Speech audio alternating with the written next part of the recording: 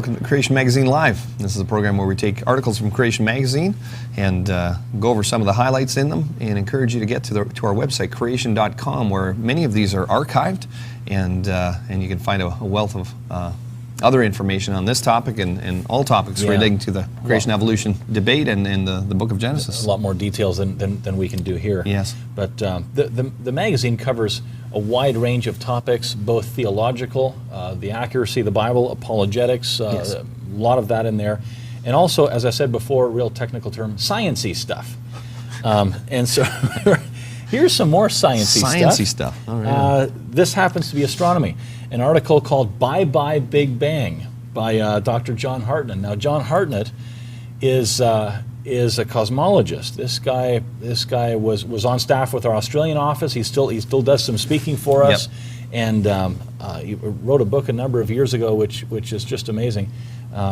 Starlight Time and the New Physics. That's the one. Yeah, Starlight Time and the New Physics. And well, I roomed at a conference with John, and as I mentioned, I probably talked to him for about 20 minutes because when I asked him questions to do with this kind of stuff and physics and all this stuff, I don't know, my eyes just glazed over. So this is a man that's well studied in his field. Yeah, we all have our.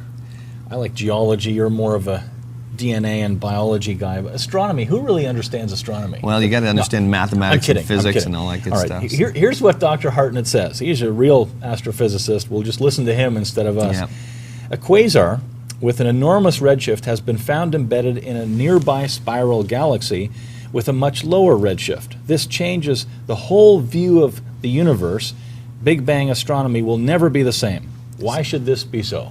Well, maybe we should talk about what redshift is. He's going to get to that in the article here. But he starts off with these terms. Because he might just assume that we know that. Redshift. Okay, no, that's explained here. Okay. Quirky quasars, this next section. There are certain objects we call quasars, or quasi-stellar objects, QSOs, quasars, that have enormous redshifts. And it says here, see the box for an explanation of redshift. There's a breakout box on this in this article here that explains that further. We're not going to take the time here. Just go to the website and you can read that there.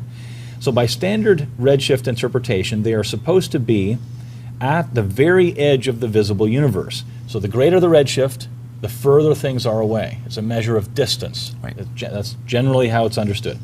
To appear so bright at such enormous distances, they are speculated to be superluminous black holes with 1 million or 100 million times more mass than our sun, surrounded by a disk of material. Some of the material falls into the black hole, causing the emission of huge amounts of energy, and that's what's being recorded in the telescopes. Right.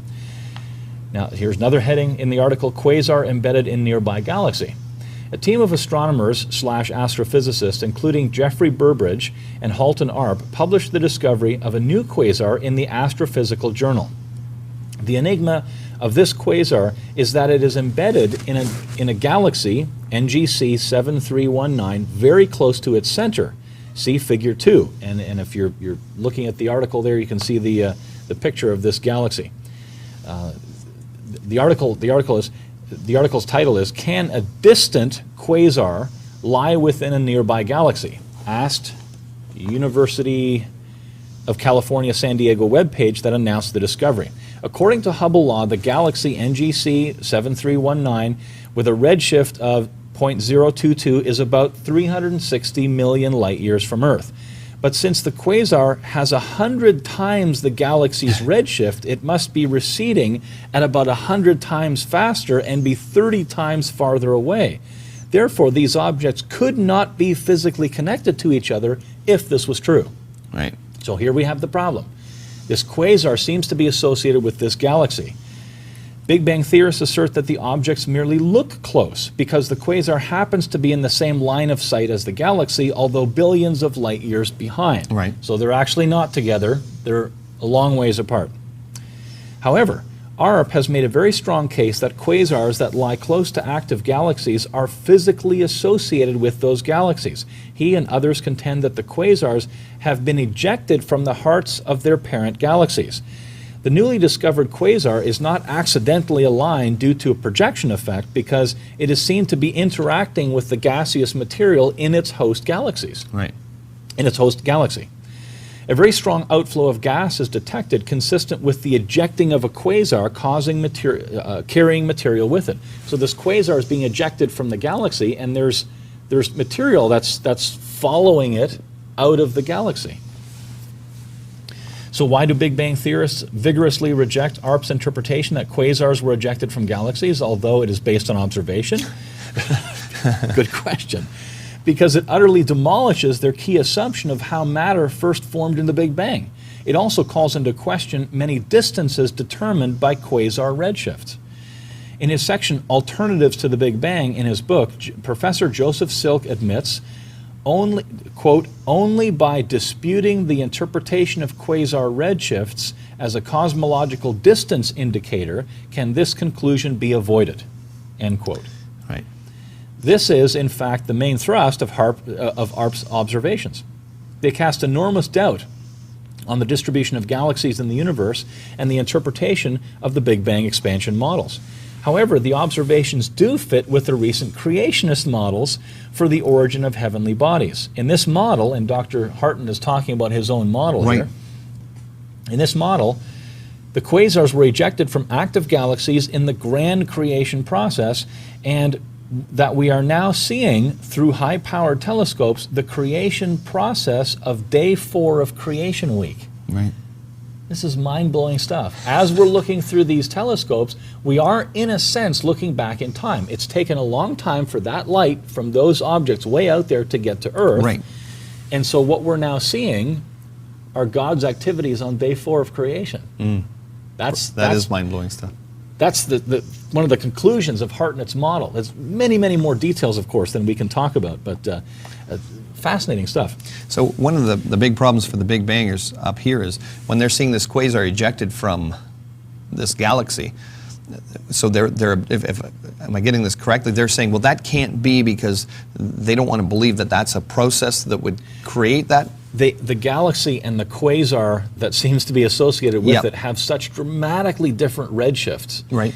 And redshifts have been interpreted as, or can be understood as a measure of distance. Right. The higher the redshift, the further the thing is away, and the faster it's moving away from But it. because those two things are so contradictory, then you'd have to get rid of the notion that those redshifts are then associated with.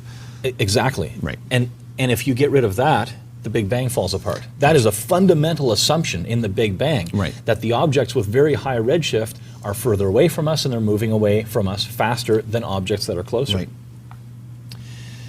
Okay, so the objects do fit this new model. The quasars were ejected from active galaxies, and so we're seeing the creative acts of day 4. This model overturns the usual interpretation of redshifts.